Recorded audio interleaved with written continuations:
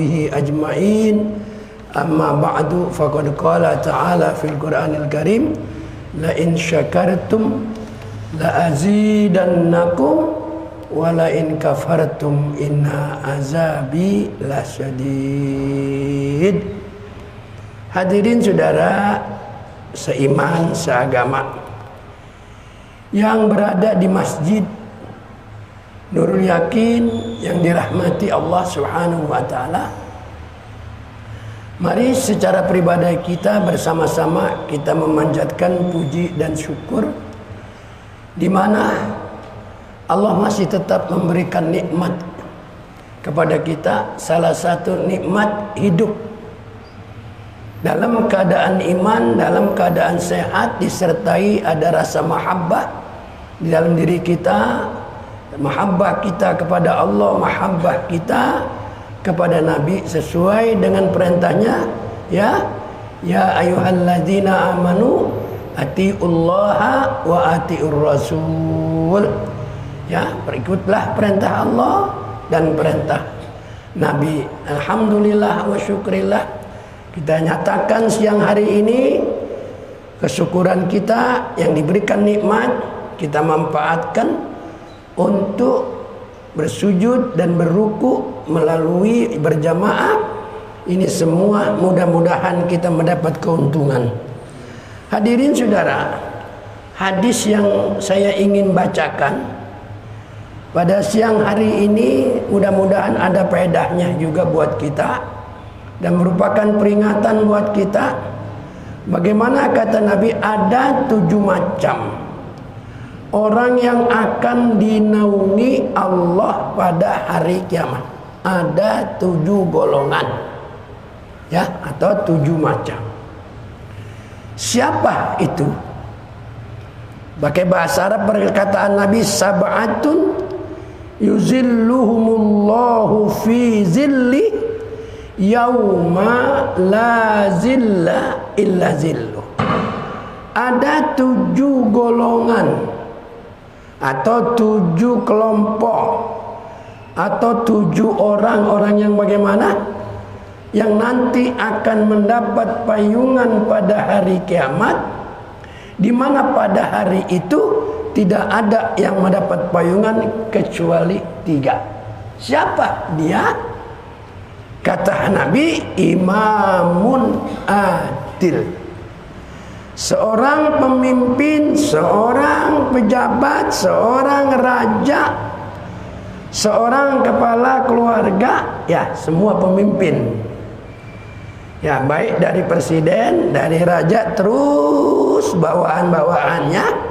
Kata Nabi, kalau dia memiliki satu keadilan, ya, di bidang hukum, di bidang kesejahteraan, ya, di bidang apa saja dia memiliki satu keadilan, karena dia tahu saya menjadi pemimpin adalah anugerah Allah. Saya jadi pemimpin adalah amanat Allah. Apapun aturan mainnya yang ada di negara, ya, maka sebagai pemimpin harus benar-benar dapat melaksanakan. Siapapun salah, ya, itu. Maka saya bilang tadi, ayat Al-Quran Allah mengatakan, ya ayyuhalladzina amanu atiullaha wa atiur rasul wa ulil amri minkum. Ikutlah perintah Allah dan ikutlah perintah Rasul dan ikutlah perintah pemimpin atau pemerintah. Boleh kita ikut jikalau itu tidak, ya, yang boleh kita ikut yang sesuai dengan ajaran syariat agama. Ya, kalau seperti sekarang saudara, kita tidak boleh berkerumun. Hah? Silakan. Tapi saya tidak tertarik kalau saya dibilang sholat tidak boleh berkerumun dan harus jaga jarak. Saya tidak ikut itu. Saya tetap pakai jaga jarak. Nggak pakai jaga jarak. Kenapa saya bilang? Karena ini sunnah. Sudah 1 tahun berjalan, ya, orang yang mengikuti aturan-aturan WHO kita disuruh nggak boleh berdekatan. Apalagi kalau nggak salah ada aturan baru lagi, orang tidak boleh kumpul lebih dari 3 orang. Ya kan? Kalau nggak boleh lebih 3 orang, tutup itu pasar, tutup itu mall. Betul. Ini ngomong bener. Kira akal kita ngomong gini bener nggak kira-kira? Yang terpenting nggak usah pakai aturan begitu. Bagaimana cara kita agar penyakit ini cepat hilang, cepat diangkat oleh Allah? Satu-satunya jalan, orang hamba Allah, manusia yang beriman kepada Allah, hendaknya mendekat kepada Allah. Kalau bisa kita nangis, minta kepada Allah. Ya Allah, saya bersalah, saya berdosa. Banyak pelanggaran yang kami lakukan, banyak perintah yang baik saya nggak kerjakan. Ya, betul.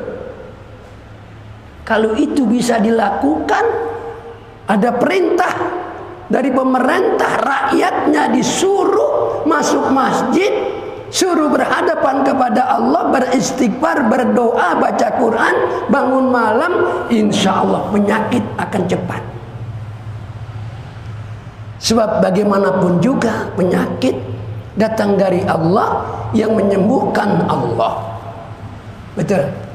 Ini kita harus begitu.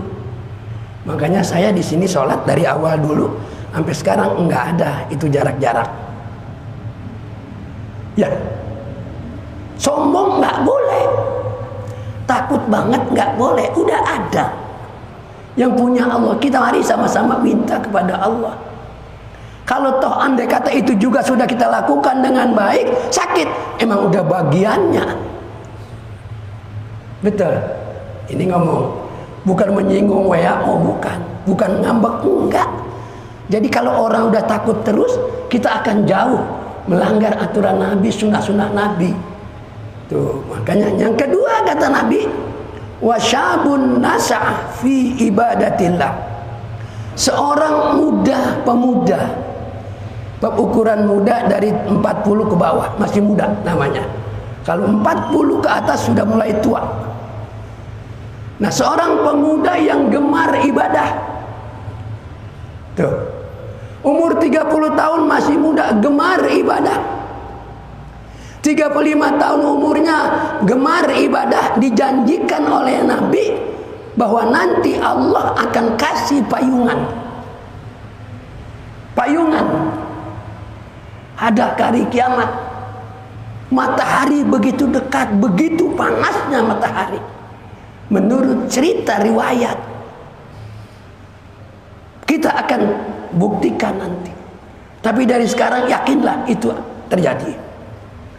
Maka kata Nabi, ya, rajul, nah, muda. Yang ketiga saudara, kata Nabi, wa rajulun qalbuhu mu'allakun bil masajid. Seorang laki-laki, yang disebut laki-laki tadi pemuda 40 ke bawah, 40 ke atas, orang udah tua, namanya rajulun qalbuhu mu'allakun bil masajid. Orang yang umur ke atas disebut laki-laki. Hatinya senang beribadah di masjid. Benar. Yang diperintahkan sembahyang di masjid siapa? Laki-laki atau perempuan? Laki-laki.